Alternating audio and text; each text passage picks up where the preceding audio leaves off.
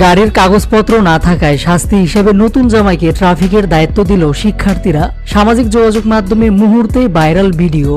নতুন করে দেশ স্বাধীন হওয়ার পর থেকেই সারা বাংলাদেশের শিক্ষার্থীরা ট্রাফিকের দায়িত্ব পালন করছে, জানিয়ে প্রশংসার ঝড় উঠেছে।